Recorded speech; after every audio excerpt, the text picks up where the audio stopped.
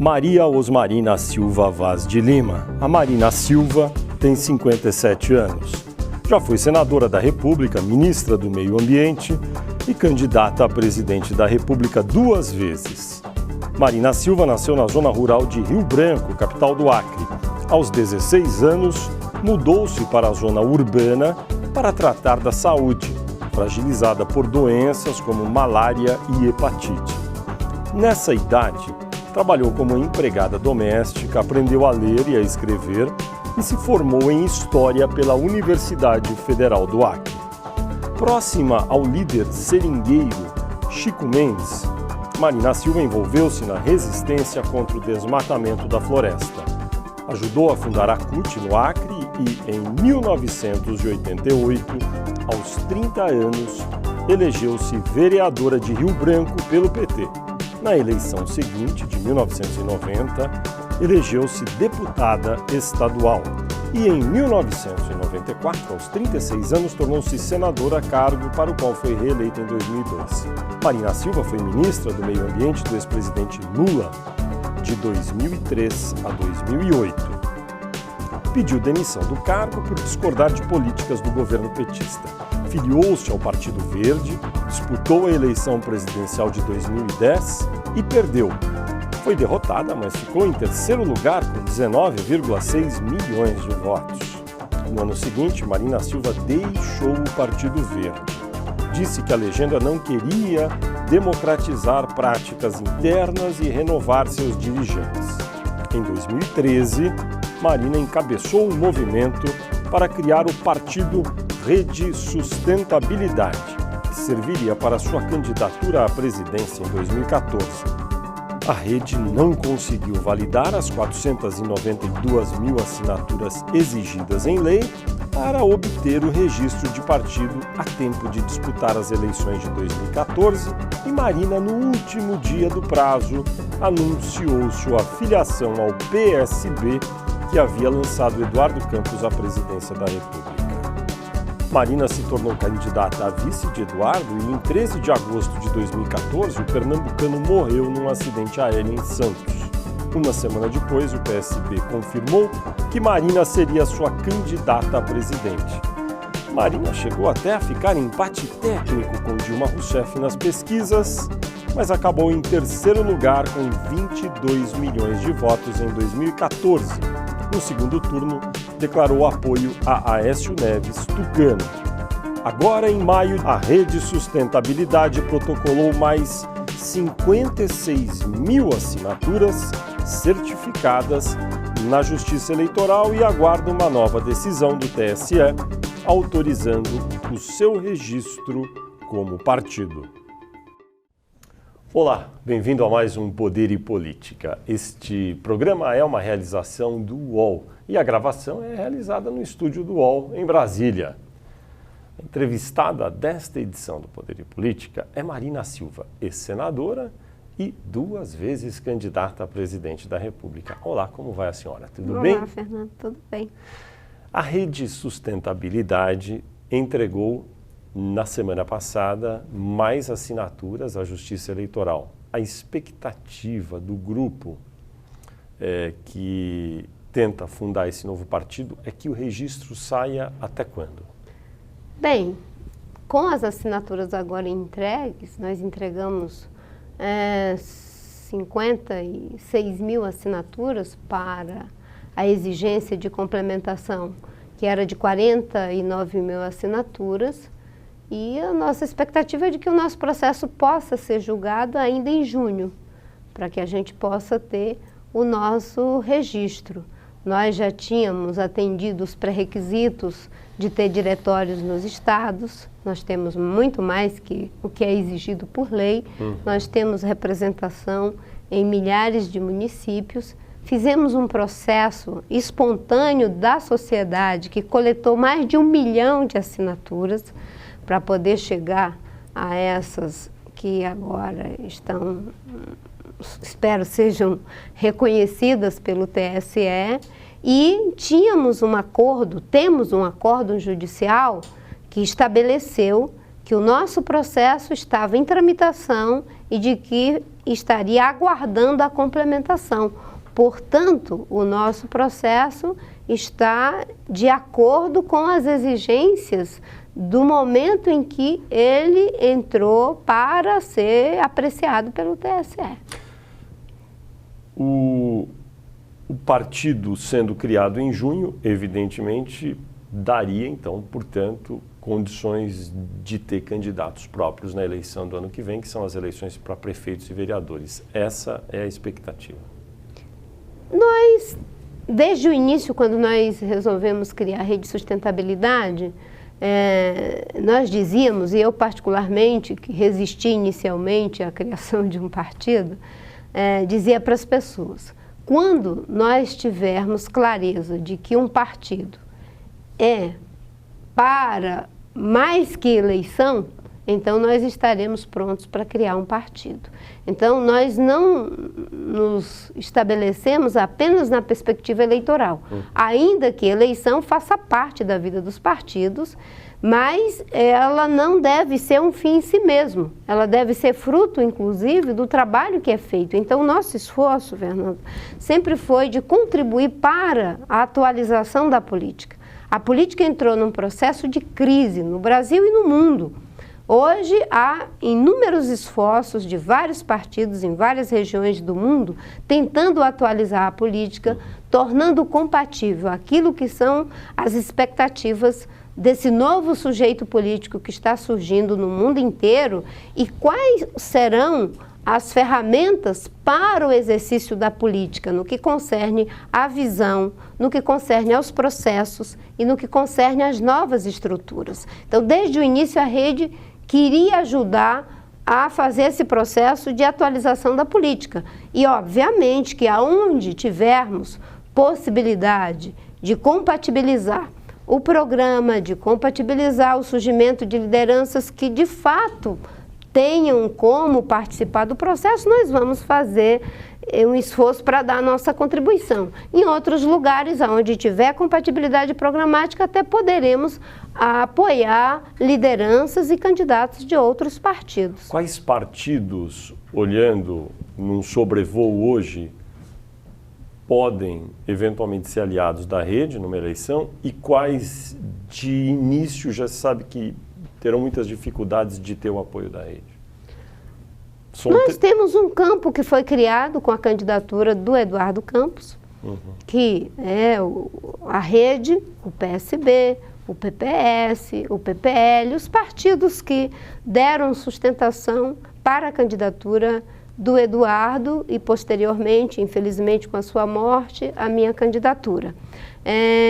Nós temos uma aliança com o PSB em termos programático. Essa aliança, obviamente, que ela é um processo de construção na realidade de cada estado, de cada município, enfim. E, obviamente, que quando o Eduardo era vivo, né, eu brinquei com ele certa vez, que quando a rede saísse, eu queria que ele fosse um filiado emérito da rede. E eu seria uma filiada emérita, alguma coisa assim simbólica do PSB, né? E a gente ia fazer isso. Infelizmente, com a morte dele, nesse momento, eu quero sempre manifestar o meu respeito, a minha gratidão pela acolhida que o PSB deu às propostas da sustentabilidade no momento em que foi negado o nosso registro. Eu não fui apoiar o Eduardo para dividir um palanque. Eu fui apoiar o Eduardo para compartilhar um legado. O legado de discutir um processo de atualização da política, o legado de discutir a necessidade de que a mudança de modelo de desenvolvimento na realidade do Brasil deveria fazer parte do eixo estratégico de qualquer campanha política em 2014, e isso foi acolhido pelo Eduardo e pelo PSB. Estou entendendo, portanto, que nas eleições de 2016, eleições municipais, há uma afinidade prévia entre a rede que está sendo criada e o PSB. Então, é possível que existam alianças aí? É possível que existam, sim, alianças, mas isso não é um processo linear.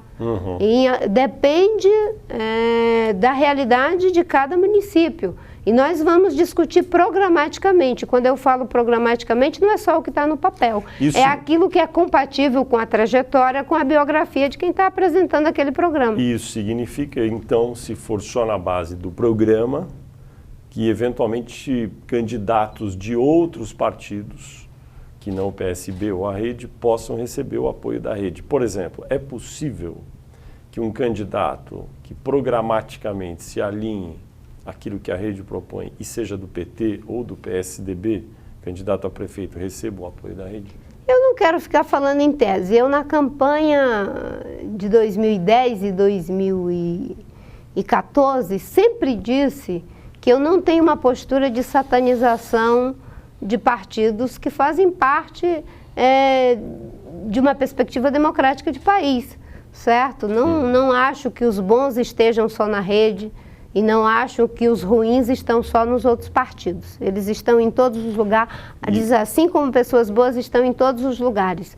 É uma questão de você trabalhar para verificar o programa e a possibilidade de execução desse programa, porque tem muita gente que bota muita coisa no programa e não faz o que botou. Tem gente que não bota nada e nem tem programa e depois faz o que criticou no programa dos outros. Já vou chegar nesse ponto. Só para deixar registrado, já estava acordado isso antes, quando a Rede se tornasse um partido, a senhora se desligaria formalmente do PSB para se filiar formalmente à Rede. É isso que vai acontecer.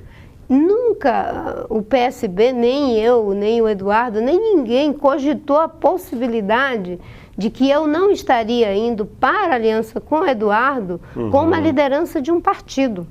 Tanto é que, não sei se vocês lembram, no dia que nós anunciamos a aliança, tínhamos lá as duas bandeiras, a bandeira da Rede, o banner da Rede e o banner do PSB. Eu fui apresentada como Marina Silva, da Rede Sustentabilidade, fazendo uma aliança com o PSB.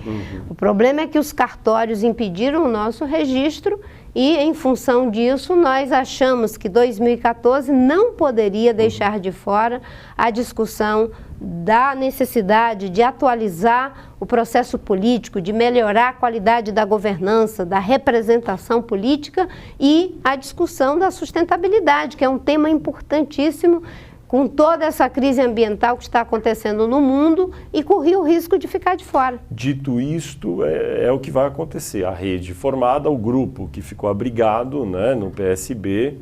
Que são poucas pessoas. Poucas pessoas se filiaram ao PSB e, obviamente, que já são todas pré-filiadas à Rede. É só uma questão de ter agora a filiação formal à Rede. Eu já sou uma pré-filiada da Rede, não é? Mas a filiação formal só é possível quando tivermos o nosso registro.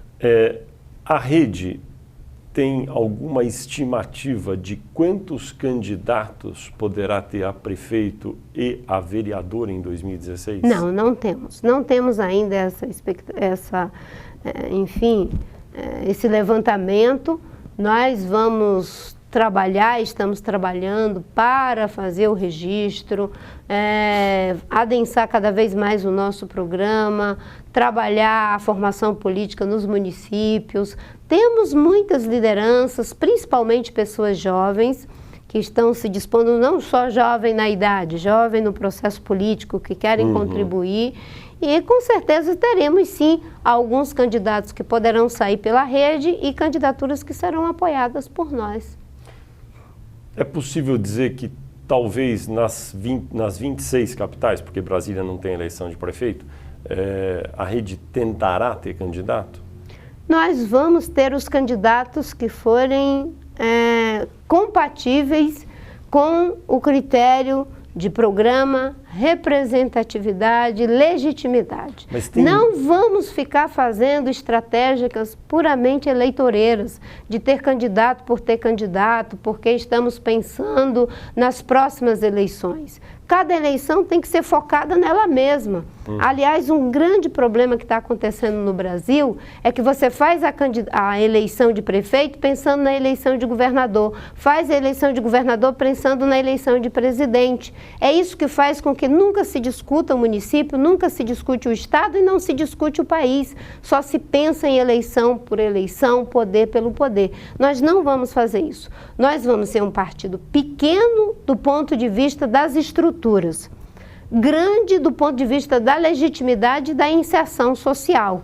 Mas, obviamente, que as estruturas nos impedirão de poder lançar um número significativo de candidatos. Nós não vamos ter a mesma disponibilidade de fundo partidário como tem os outros partidos. Nós não vamos ter o mesmo tempo de televisão que tem os outros partidos. Nós teremos, no máximo, talvez 12 segundos de tempo de televisão.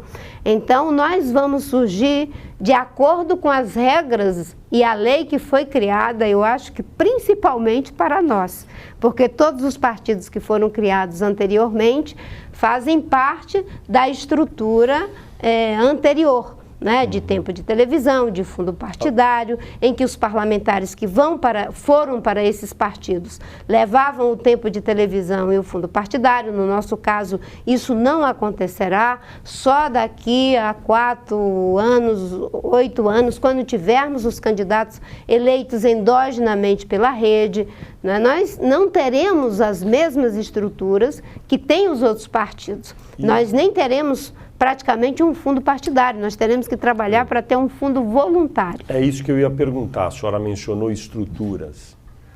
Qual é a estrutura com que a rede vai contar, visto que o fundo partidário vai ser diminuto? A expectativa é que no primeiro ano seja em torno de 1,3 milhão, aproximadamente no ano inteiro. Como a rede pretende ter fundos, se sustentar e criar sua estrutura? Com a militância dos nossos militantes, simpatizantes e filiados. É isso que eu falei, nós vamos trabalhar na perspectiva de criar um fundo voluntário. Eu vi um artigo um dia desse de um cientista político, que até é meu amigo, Aldo Fornazieri, e ele dizia uma coisa muito interessante. Ele dizia que os partidos se transformaram em autarquias. Hoje eles são financiados pelo dinheiro do contribuinte, compulsoriamente.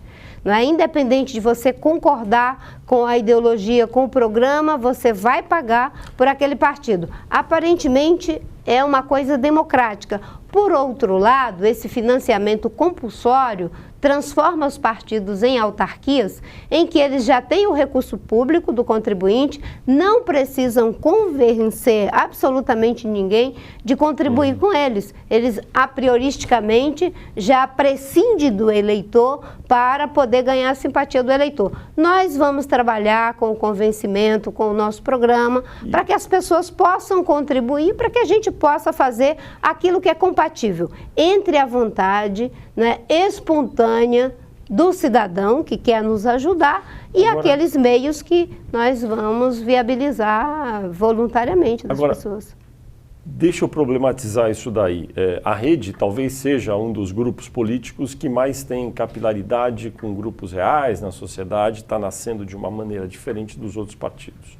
Não obstante, a sua candidatura, a senhora foi 2 vezes candidata, 2010 e 2014, não conseguiu ter um sucesso na arrecadação de fundos de indivíduos, pequenas contribuições pela internet, como a senhora teve sucesso nas urnas. A senhora teve mais de 20 milhões de votos.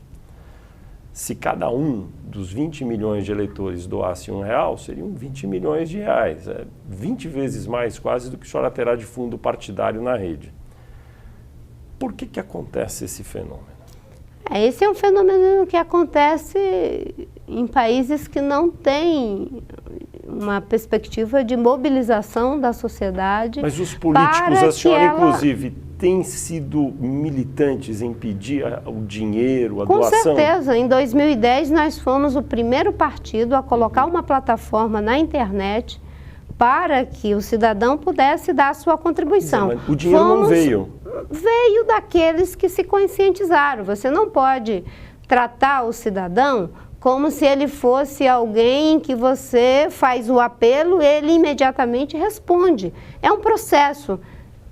Por incrível que pareça, com a crise que está aí, parece um paradoxo, mas política também é educação, não é? Eu, em 2010, criei uma frase que eu dizia que a nossa expectativa e o nosso esforço, ao longo de anos, é ter uma realidade política em que muitos possam contribuir com um pouco, em vez de poucos contribuindo com muito, para que a gente tenha uma capilarização. Em 2010, nós já fomos o que mais arrecadou voluntariamente. Nós desenvolvemos uma plataforma que se tornou um serviço de utilidade pública, hoje é disponível para qualquer pessoa, para qualquer partido, porque nós achamos que esse é um mecanismo que não deve ser só para a rede, mas para todos os partidos. E fizemos o mesmo esforço, e não foi pequeno, em 2014, tivemos contribuições, mas muito aquém daquilo que gostaríamos que fosse. Obviamente que é um processo de conscientização. O eleitor no Brasil, ele tem uma expectativa muito baixa, infelizmente, em relação à maioria dos políticos e aos partidos políticos. Aliás, há um estranhamento muito grande. Se os partidos políticos e as lideranças políticas não mudarem suas posturas, dificilmente o eleitor terá um movimento em direção a eles. Ninguém está imune a isso, é um processo de convencimento. O eleitor não é um ser passivo de ser manipulado, me dê o dinheiro que ele vai dar. Ele quer olhar, perceber o que vai ser feito com esse dinheiro. Agora, é claro que você tem que se expor a isso.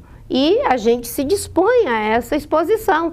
É democracia. Se as pessoas querem contribuir, elas vão contribuir. Vão contribuir para um programa, vão contribuir para determinados projetos.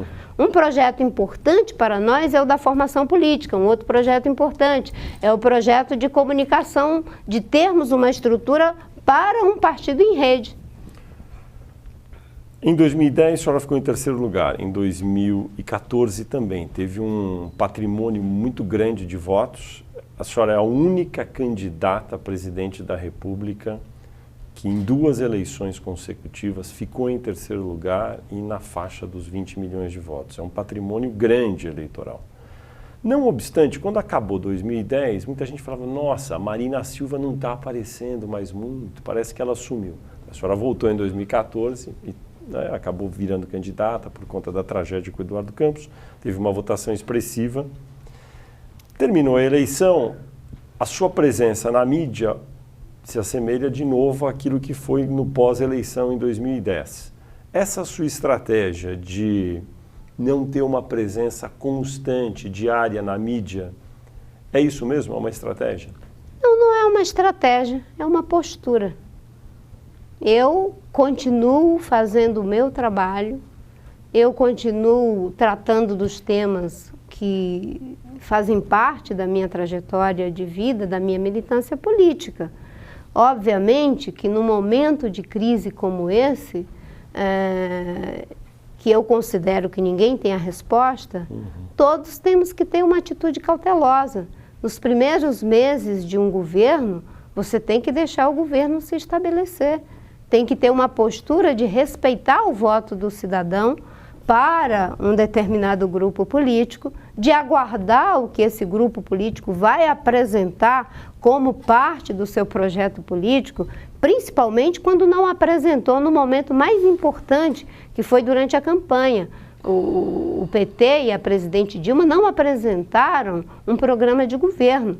Então, naquele momento, você tem uma atitude, mas eu continuei, digamos assim, de se resvalar para aguardar em cima do que você vai falar, até para não cometer injustiças, não é? E eu continuei falando, eu me manifestei através das redes sociais, em alguns momentos falei com a imprensa, dei entrevistas para jornalistas importantes que estão interessados em fazer o debate sobre a política, mas faz parte da minha forma de ser. Eu não tenho uma ansiedade tóxica de falar sobre tudo e ainda falar sobre o resto.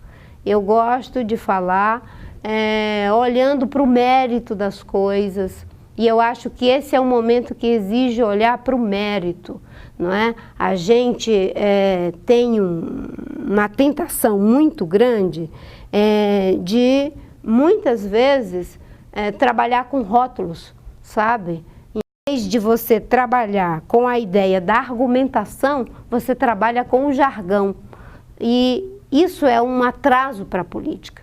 Aliás, essa história de atraso para a política, não sei se você lembra, mas desde 2010 que eu dizia que o que poderia nos levar a perder as conquistas que a duras penas alcançamos era o atraso na política. Eu falava isso, parecia um ET falando, não é? E eu dizia, o atraso na política pode nos fazer perder a estabilidade econômica, o atraso na política pode nos levar a perder as conquistas sociais. Exatamente o que aconteceu.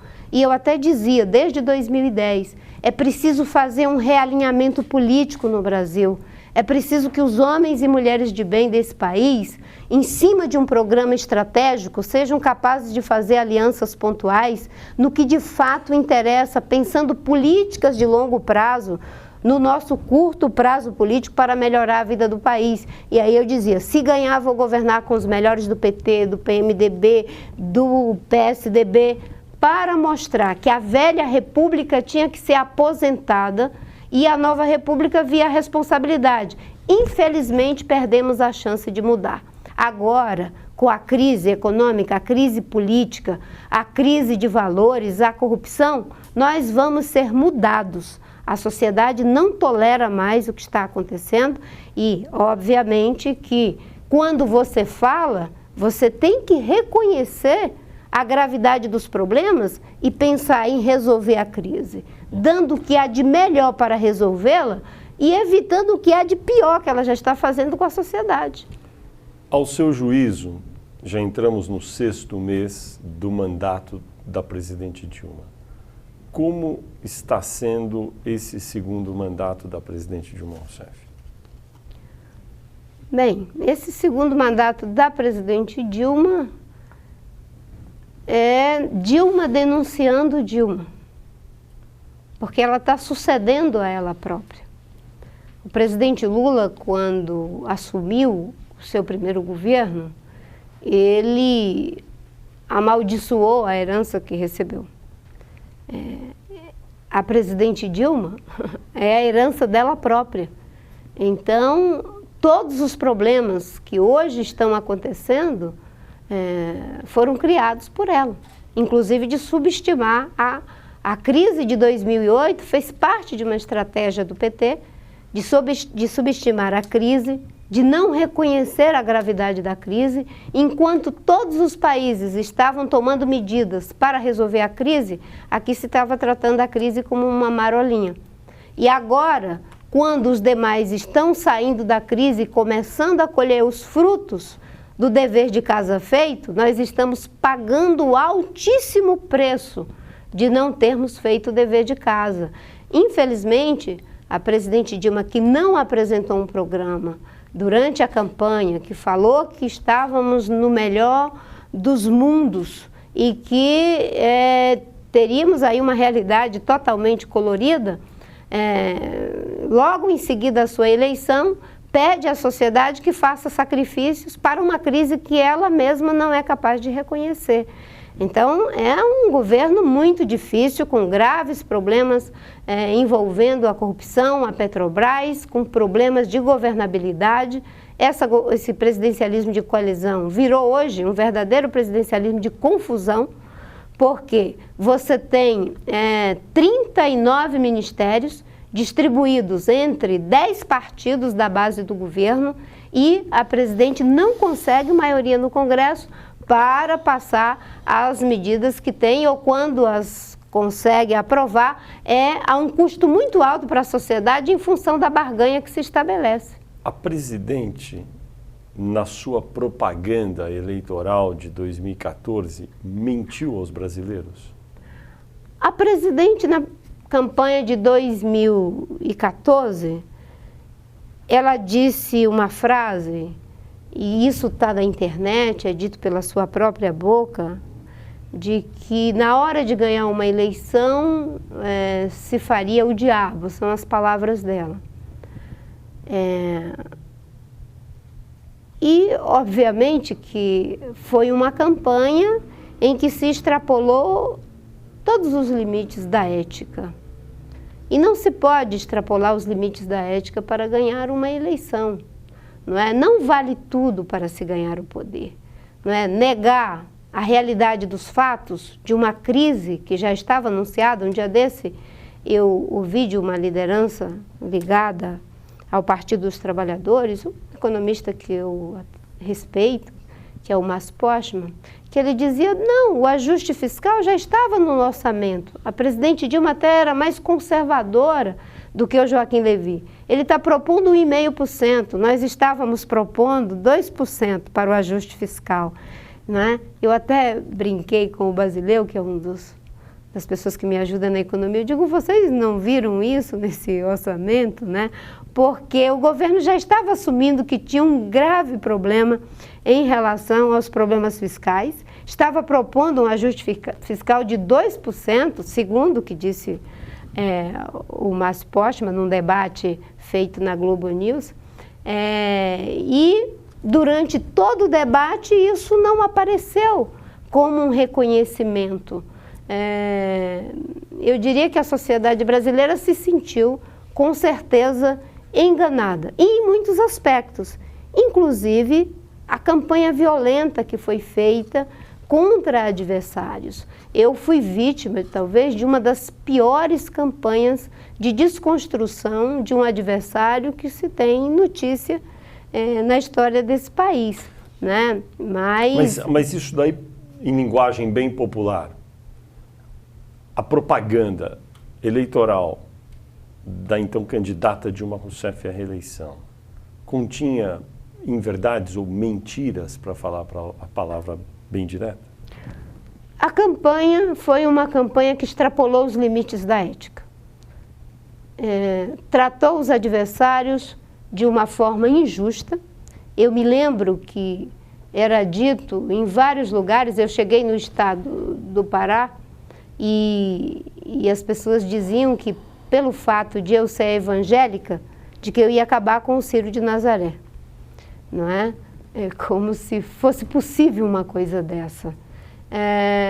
Aquela propaganda que passava, aonde sumia a comida da mesa das pessoas e era entregue o dinheiro para os banqueiros, atribuído à minha pessoa, não é? Isso é extrapolar todos os limites da ética. Não é? Tirar a comida da mesa dos trabalhadores é o que está acontecendo agora. Quando você vê milhares e milhares de empregos desaparecendo no comércio, milhares e milhares de empregos desaparecendo na indústria, milhares e milhares de empregos desaparecendo na construção civil. Esses trabalhadores, sim, estão perdendo os seus meios para alimentar sua família. Quando você vê, no momento de maior dificuldade em que as pessoas estão perdendo o seu emprego, ser dificultado o acesso ao seguro-desemprego, que no tempo do pleno emprego não havia essa dificuldade. As pessoas tendo o Pronatec sendo cortado pela metade para o seu aperfeiçoamento profissional, que é, digamos assim, no momento grave do desemprego, ele não conta com os meios e as ferramentas de proteção. A senhora está mencionando itens do ajuste fiscal. O ajuste fiscal, tal como está sendo proposto e já em parte implementado pela presidente Dilma Rousseff, por meio do seu ministro da Fazenda, Joaquim Levy, é apropriado, é menor do que deveria, maior do que deveria? Qual é a sua opinião? O ajuste, quando ele foi anunciado agora, sem que a crise tenha sido reconhecida e qualquer autocrítica tenha sido feita, ele perde muita credibilidade. E com certeza hoje ele é mais duro e mais amargo se fosse com uma liderança ou dentro de um processo político que tivesse maior credibilidade. A falta de credibilidade faz com que as medidas tenham que ser muito mais duras para poder convencer os investidores. Uma outra coisa que está acontecendo em relação... Mas tem algum reparo do ajuste que a senhora faria pontual, além dos que a senhora já falou? Eu acho que o ajuste não pode ser um ajuste sem cara. Não pode ser sem cara o ajuste. Mas ele não tem uma cara? Eu acho que está havindo... Não, quando eu digo cara da sociedade brasileira.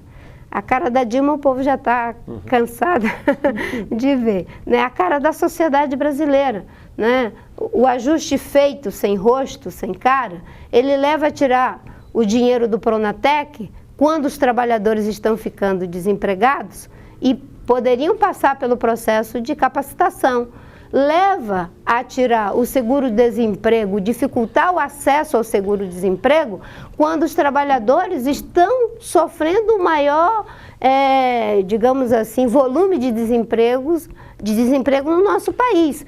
Você tem que fazer um ajuste, inclusive ajustando processos que façam com que, durante a travessia, o país possa ir tomando determinadas medidas, que ele saia lá fora mais forte.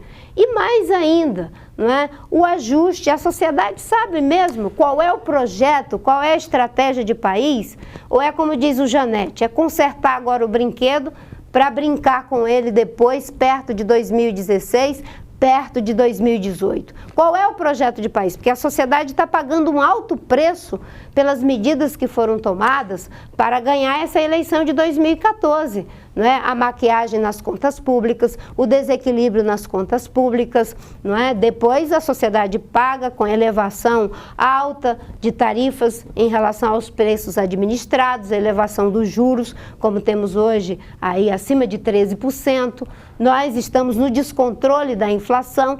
Tudo isso foi um preço alto. A sociedade vai fazer sacrifício para quê? O ajuste tem que ser um ajuste que faça com que o país possa atravessar a tempestade, né? E, obviamente, chegando lá fora, maior e melhor. Mas, por exemplo, sobre medidas para mitigar o problema ao longo da travessia, como a senhora disse, nesta semana, a presidente Dilma Rousseff anunciou o chamado Plano Safra para a Agricultura 2015-16, e o valor anunciado, curiosamente, embora o governo esteja cortando gastos, é o valor total 20% maior do que o do ano anterior. Não seria essa uma medida que o governo está tomando para ajudar nessa travessia? Bem, é o setor que está segurando a economia. Aliás, nós viramos o país das commodities. E se tiver problema com as commodities agrícolas ou de minério, de ferro, aí realmente a gente entra numa situação de descontrole total em relação à recessão que já se está vivendo. A indústria está, enfim, no pó. Não é? Hoje representa 9% do produto interno bruto do país, quando já representou mais de 40%. Então, o país tem que fazer determinados ajustes. Como é que vai ser a política de crédito do BNDES depois dessa crise? Vamos continuar com o mesmo padrão que está sendo visto aí? Em determinados momentos, né, determinados países que entraram em crise, eles fizeram o dever de casa, mas também tomaram as medidas que os levou a sair da crise mais forte. O ajuste não pode ser uma bandeira sem rosto na popa. O ajuste tem que ser um motor forte, aliás, na proa, a bandeira, um motor forte na polpa, nos impulsionar para novos processos, novas estruturas, que nos ajude a ter políticas que de fato seja pensando um projeto de país na infraestrutura, na educação. Acho que cortar dinheiro da educação é um erro.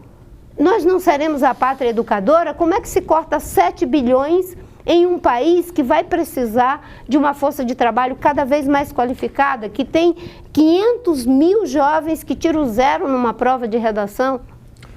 O governo tem dito que esse é o momento mais agudo, né, este ano de 2015, das dificuldades econômicas. E que, passada a travessia desse deserto ao longo de 2015, em 2016, já no final deste ano, o ministro Levi fala, toda a equipe econômica diz, o país já estaria preparado para retomar o crescimento no ano que vem. E eles convidam todos os investidores, agentes econômicos a acreditar nessa previsão.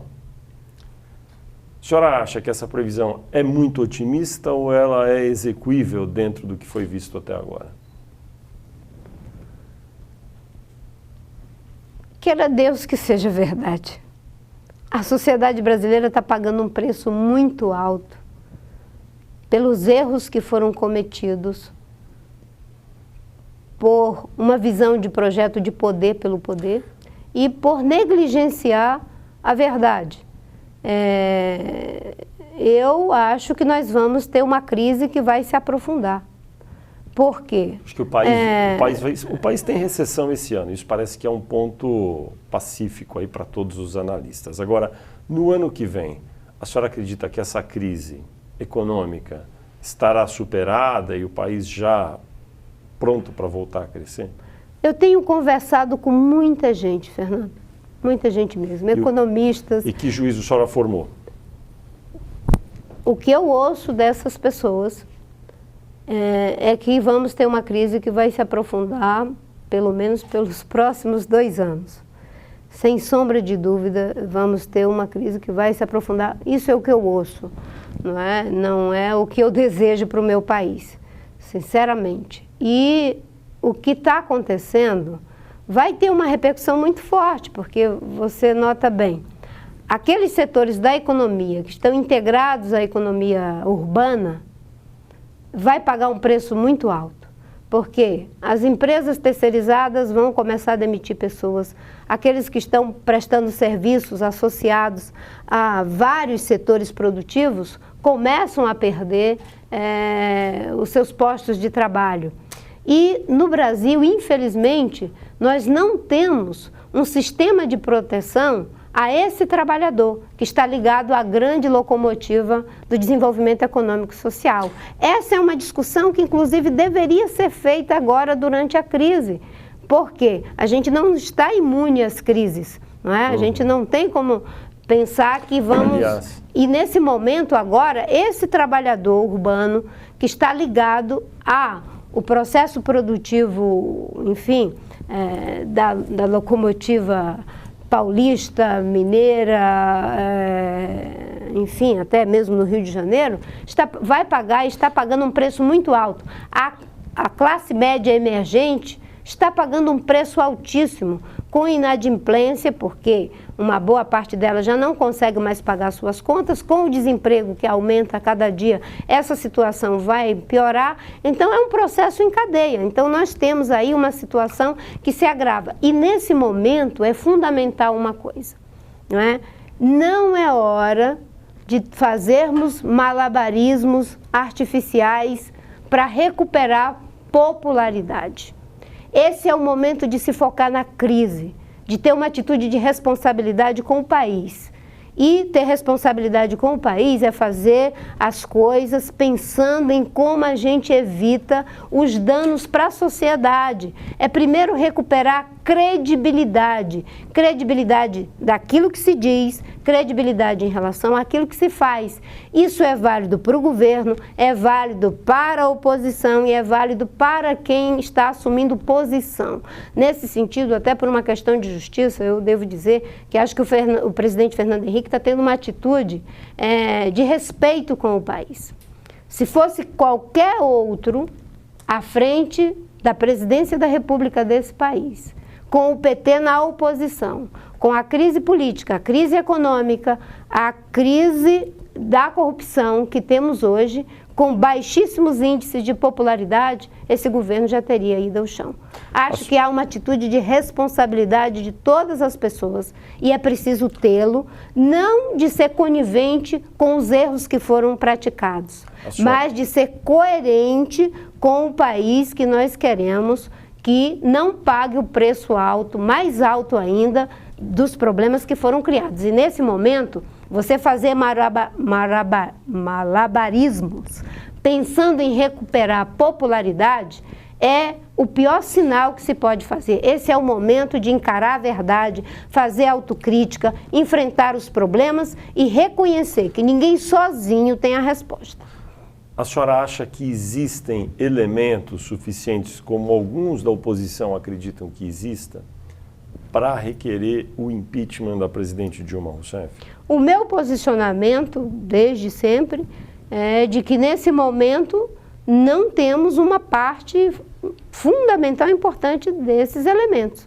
A presidente tem responsabilidades políticas em relação às denúncias de corrupção do seu governo. Agora, ela não tem, ainda não ficou provado isso, que ela tem a responsabilidade direta. Eu não sou do tipo que acha que os fins justificam os meios. E vejo que muitas lideranças políticas tiveram essa atitude igualmente. E é o correto a fazer. Não se pode, porque você não concorda com o que está sendo feito pelo presidente de plantão, simplesmente achar que pode removê-lo passando por cima da lei.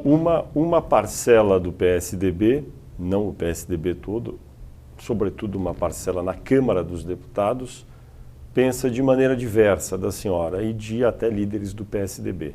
Acham que sim, haveria condições de requerer o impeachment da presidente.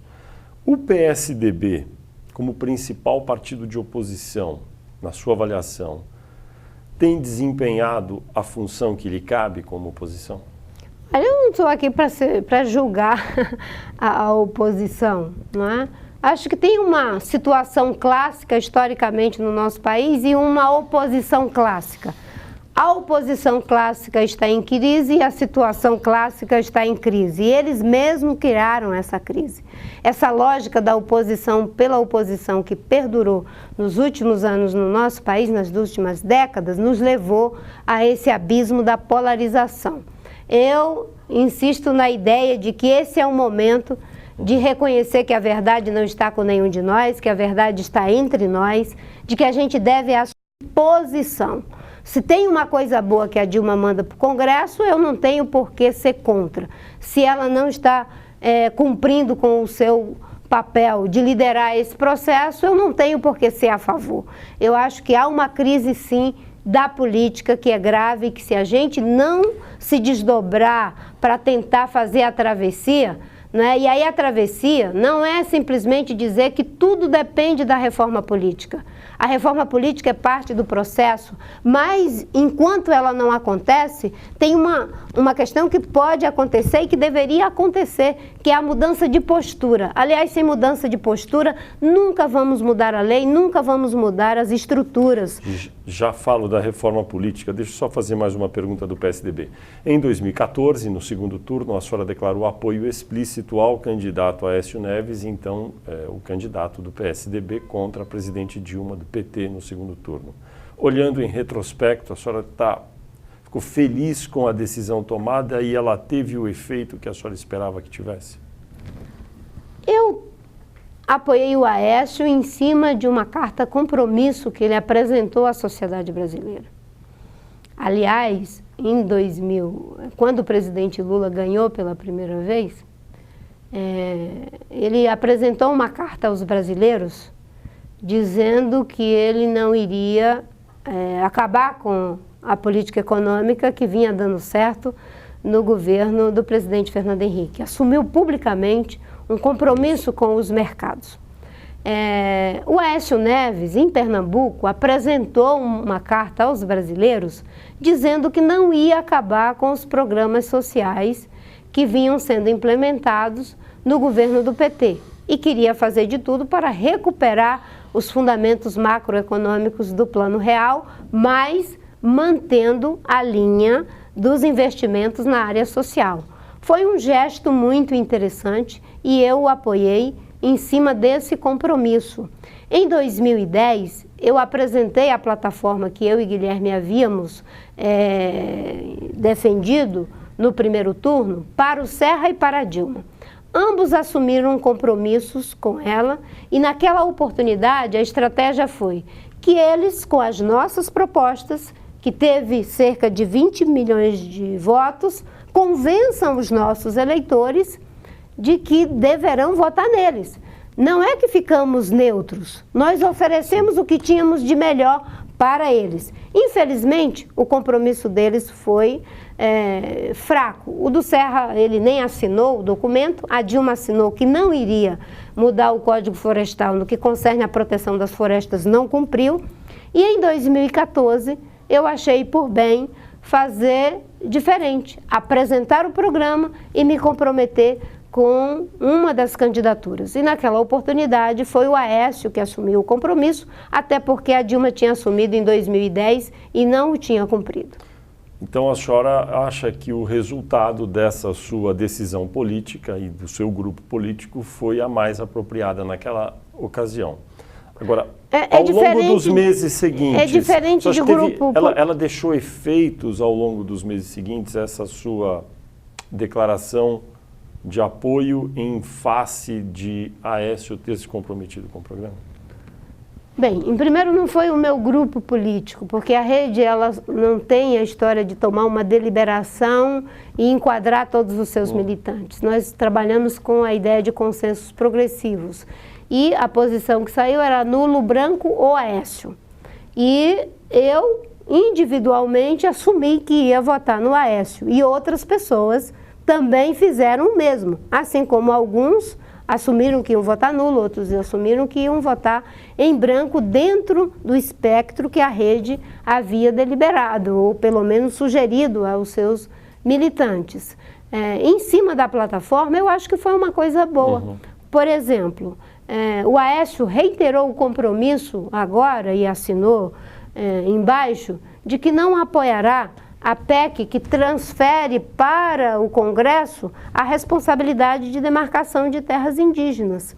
Acho que aquele compromisso que ele assumiu publicamente em Pernambuco se refletiu agora na prática, na manifestação das populações indígenas. E olha que tem muitas lideranças do PSDB que são favoráveis a essa PEC. Foi um posicionamento meu. Eu não fiz o apoio ao Aécio pensando que aquilo poderia render ou não render para mim. Eu fiz aquilo achando que era o melhor que eu poderia fazer para ajudar o Brasil, para que a gente pudesse colocar no segundo turno propostas que tinham sido apresentadas no primeiro turno pela minha campanha e de Eduardo e que o Aécio se comprometeu na Carta de Pernambuco. Estou um pouco preocupado com o tempo aqui, tem algumas perguntas e ia pedir para a senhora exercer o poder da concisão, se possível. Reforma política em curso no Congresso já aprovou alguns itens na Câmara dos Deputados. Queria que a senhora, enfim, brevemente dissesse se gostou da decisão, que ainda depende do Senado, etc., mas de terminar com o Instituto da Reeleição e, 2, de criar uma cláusula nova a respeito do acesso que os partidos têm a fundo partidário e ao tempo de TV. Qual seja, só terão acesso os partidos, ou começam a ter acesso aqueles que elegem pelo menos um deputado federal. Então, reeleição e cláusula, qual a sua opinião sobre ambas? Em relação ao Instituto da Reeleição, não sei se você lembra, mas desde 2010 que eu era contra a reeleição.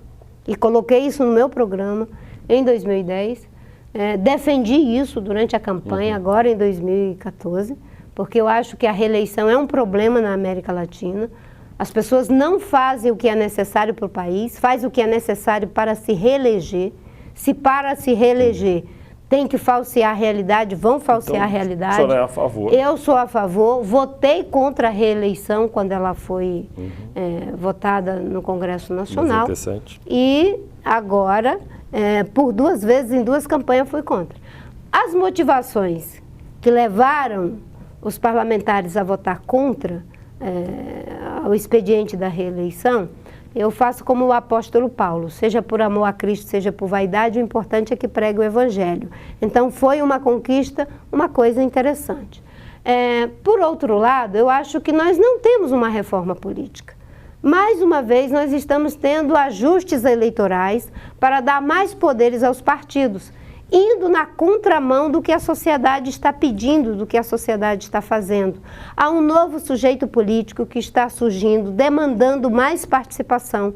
Há um novo sujeito político que demanda melhor qualidade da representação, e isso não está acontecendo no Congresso. Por exemplo, uma questão importante que eu advogo, que é a questão das candidaturas independentes, quebrar o monopólio dos partidos, que pessoas da sociedade que tenham bandeiras, que em cima de um programa registrado no TSE, com um endosso de determinada proporção de pessoas de acordo com a realidade, se é município, estado ou o que for, ou no plano federal, que elas possam apresentar candidaturas independentes para que os partidos tenham um concorrente idôneo, porque hoje com o monopólio da política já não precisam discutir programa, não precisam discutir ideias, não precisam discutir nada, basta ter fundo partidário, basta ter estrutura nos estados e municípios. Então, o processo que está aí não dialoga com o que está acontecendo nas ruas. Se a senhora pudesse fazer uma mudança no sistema político, só uma, e tivesse condição de fazer, seria essa da candidatura independente? Eu não diria isso. Se eu tivesse que fazer uma mudança na política, eu vou insistir no que eu estou dizendo. Mudar a postura. Não, mas eu digo mudar a lei, na lei, no sistema, alguma coisa objetiva. O financiamento público de campanha é uma coisa importante. O financiamento público de campanha misto com a contribuição de cidadãos, de indivíduos, com um teto para essa contribuição. Acaba com a contribuição de empresas. E acho que os partidos que defendem isso não devem agora dizer, não, eu fui derrotado, a lei diz que tem que ser de empresas. Por que que aqueles que são contra o financiamento de empresas não estabelecem agora que eles só vão receber se for de pessoa física? É o financiamento público com o financiamento de pessoa física, com os que concordam. Cada um defendendo a sua tese e cada um vai pagando o preço por isso. É por isso que eu insisto, a reforma é na postura. Mas, obviamente, que para mim é prioritária essa questão das candidaturas independentes. Isso ajudaria a quebrar o monopólio dos partidos. A sociedade está buscando uma nova forma de se expressar. Não é passar por cima dos partidos. Eu mesma estou criando um partido.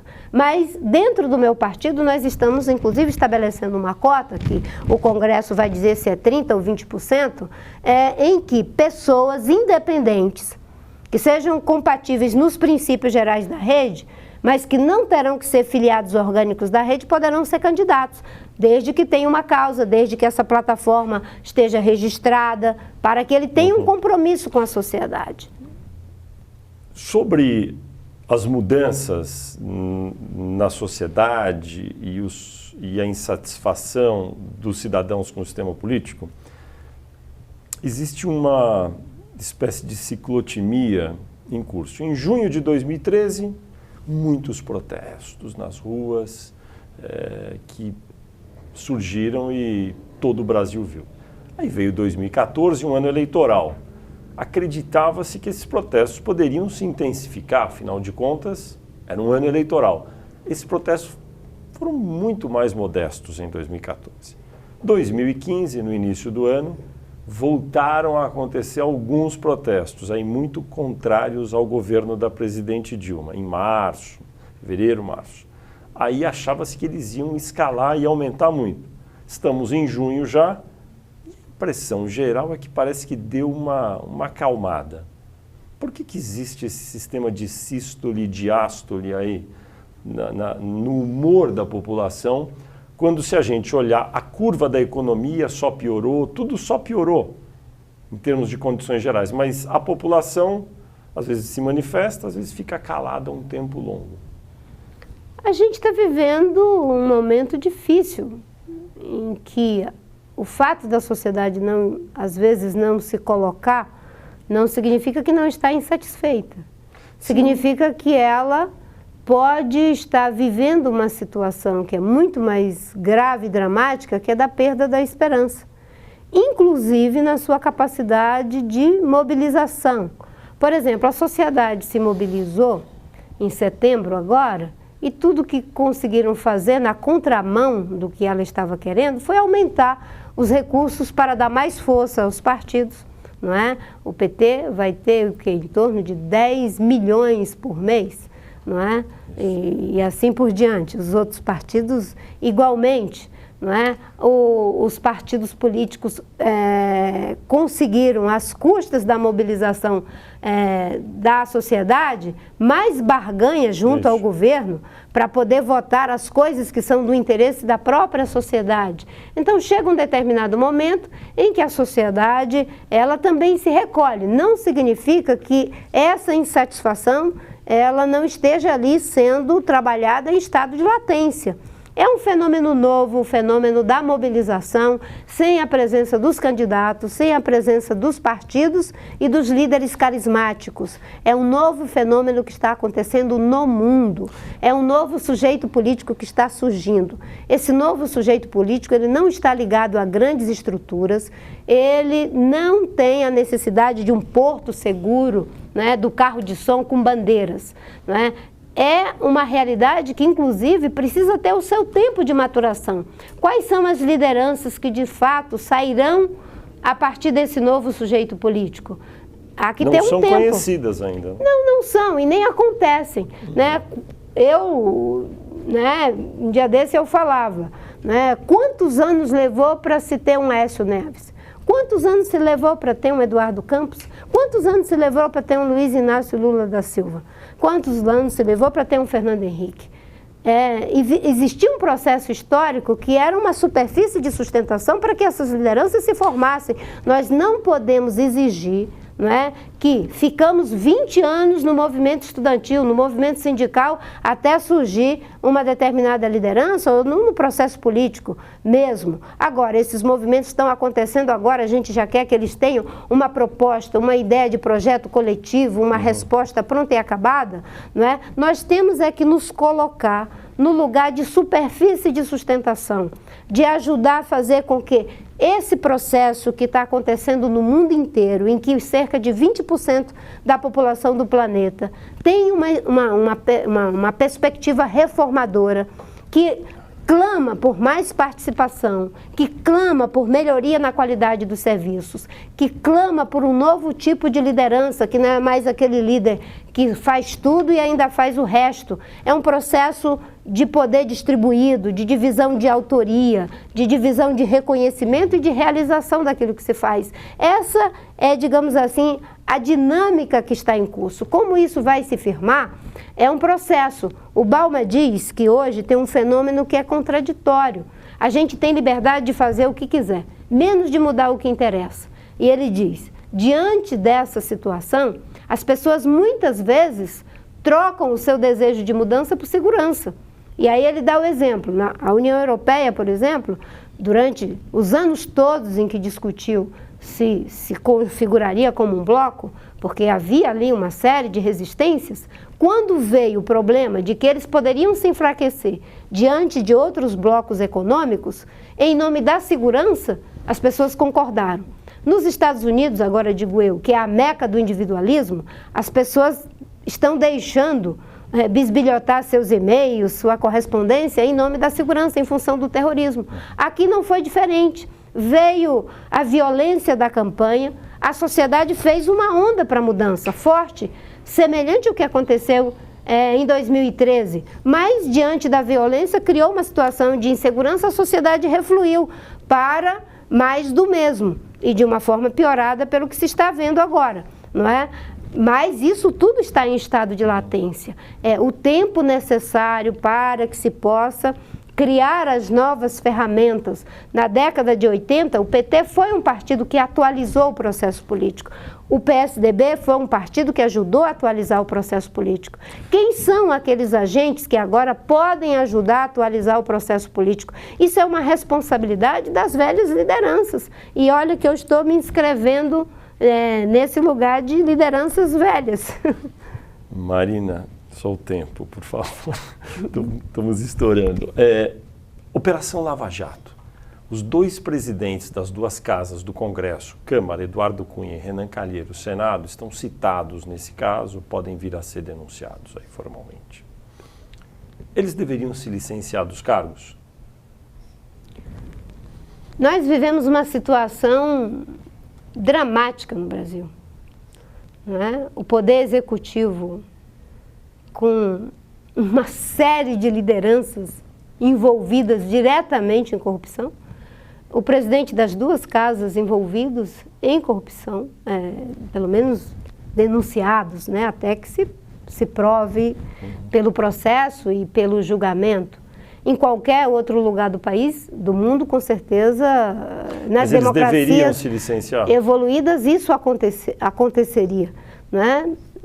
Eu acho que deveriam se licenciar, principalmente quando você tem certeza da sua inocência, depois você tem a chance de voltar totalmente por cima, né? Eduardo Cunha anunciou que vai acelerar o processo de votação de uma proposta de emenda constitucional que reduz a maioridade penal de 18 para 16 anos. As chances reais dessa proposta ser aprovada, a senhora é a favor? Eu sou contra. Eu sou contra a redução da menoridade penal. Não se vai resolver o problema da violência colocando os nossos jovens, as nossas crianças na cadeia. Nós temos um adoecimento social que não pode ser atribuído aos nossos jovens, aos nossos adolescentes. A maior quantidade de pessoas que estão sendo assassinadas, dos 57 mil brasileiros que são assassinados por ano, são de jovens e jovens negros, pessoas que não tiveram as mínimas oportunidades para poder desenvolver suas potencialidades. Então, essa história de criminalizar a infância, com certeza não é a solução para nos dar segurança. Muito pelo contrário, quando a gente não protege os idosos e não protege os jovens, alguma coisa errada está com essa sociedade, acontecendo com essa sociedade. Eduardo Cunha diz que vai propor também a votação de uma lei que, se a PEC vier a ser aprovada, de redução da maioridade penal para 16 anos, que seja realizado um referendo junto com as eleições do ano que vem, para que a população diga se é a favor ou contra. A senhora acha boa a ideia do referendo sobre esse tema? Existe uma questão que muitas vezes as pessoas levam para as discussões de maioria ou de minoria. Eu mesma já defendi o referendo para algumas questões, como, por exemplo, se fosse para uma discussão isenta sobre a liberalização de algum tipo de drogas, que hoje são consideradas ilícitas. Isso aconteceu em alguns estados, em outros países, no caso dos Estados Unidos, e foi um debate interessante. Em alguns casos, o entendimento da população foi que deveria liberar e outros não. Na maioridade. Nesse caso, na maioridade penal, eu acho que é um final já anunciado, não é? Porque a discussão não vai ser feita no mérito, a discussão vai ser em cima do jargão, não vai ter espaço para argumentação. Hoje o que está acontecendo é um jargão, são violentos, não é? Se você taxa aquele jovem ou aquele adolescente como violento em si mesmo, isso já é um jargão, não há mais espaço para argumentação. Portanto, a senhora não recomenda o referendo nesse caso? Nesse caso, eu acho, ou quando não é possível o debate, se fosse possível o debate, eu acho que na situação que nós temos hoje, será uma falsa democracia. Eu estou lendo aqui na sua entrevista aqui mesmo, em 2013, a senhora defendeu plebiscito sobre flexibilização da prática do aborto ou do consumo da maconha. A senhora disse que poderiam ser possibilidades com discussão, mas de ser contra, à época, a um plebiscito, por exemplo, sobre casamento gay. 2 anos depois, a senhora mantém essa posição? A mesma posição para um debate. Se for para a base do rótulo, do jargão, da satanização, de que quem é a favor de aborto já é execrado, quem é contra já é execrado, isso não é debate, né? E nesse momento parece que as pessoas não têm muita disposição para argumentação, né? Então a gente propõe as coisas para favorecer o debate. Se não vai favorecer o debate, a discussão no mérito, então passa a ser apenas um pretexto para legitimar a sua posição. Um assunto de costumes que está na televisão. Esta semana, uma marca de cosméticos chamada Boticário fez uma propaganda que passa ao longo do dia e está sendo criticada. Por quê? é para o Dia dos Namorados, as pessoas se dando presentes, e há casais do mesmo sexo, casais homoafetivos se presenteando. Algumas pessoas acharam excessivo esse tipo de propaganda porque enxergaram ali uma apologia à associação de pessoas do mesmo sexo. Outras acharam que é um comercial de bom gosto, feito com qualidade. Qual a sua opinião sobre isso? Eu não vi o comercial, não vi o comercial. Mas a realidade da sociedade, ela é diversa. E essa diversidade faz parte da sociedade. Não se pode discriminar as pessoas, nem pela idade, pela cor, pela condição social, nem pela sua posição em relação ao seu, enfim, a sua condição sexual. Eu não acho que se deva discriminar absolutamente ninguém. Mas uma propaganda com esse tema é apropriada? Eu não vi a propaganda, então eu não posso dizer. Não vi, sinceramente não vi, não é? E não acho que se deva fazer cavalos de batalha em relação a um fenômeno que acontece na vida das pessoas de um modo geral. Embora não tenha visto, o senhor acha que é um tema que tratado de maneira adequada? Está sendo tratado em vários espaços da realidade. Está sendo tratado no Congresso, está sendo tratado em todos os lugares. Faz parte da realidade do mundo, da condição humana, não é? O fato de você ter uma atitude de preconceito contra qualquer pessoa, isso não tem acolhimento em nenhum sistema ético e nem deveria ter acolhimento em nenhum sistema, em nenhuma tradição religiosa. Se você for ver, mesmo no cristianismo, as pessoas não encontrarão acolhimento para qualquer tipo de acepção de pessoas. Todas as pessoas devem ser respeitadas, todas as pessoas devem ter seus direitos civis assegurados. Como está a sua saúde? Minha saúde está bem, graças a Deus. Eu continuo com as minhas restrições por causa das alergias, mas isso já faz parte da vida. Há mais de 30 anos que eu sou assim. A senhora cogita disputar algum cargo nas eleições municipais de 2016? Não. Em 2018, Marina Silva será candidata a presidente? Ainda não sei. Pode ser? Ainda não sei. Não sei, sinceramente não sei. Não sei qual é a melhor maneira de contribuir com o Brasil. Eu repito o que eu disse para o Eduardo Campos, não é? Eu não tenho como objetivo de vida ser presidente do Brasil. Eu tenho como objetivo de vida que o Brasil seja um país economicamente próspero, socialmente justo, culturalmente diverso e ambientalmente sustentável. Esse é o meu objetivo de vida, não é? Se para isso tiver que ser presidente da República, já me dispus por 2 vezes, mas não significa que deva sê-lo o tempo todo. Eu quero contribuir para o Brasil ser melhor. Marina Silva, 2 vezes candidata a presidente e senadora, muito obrigado por sua entrevista. Obrigada a você.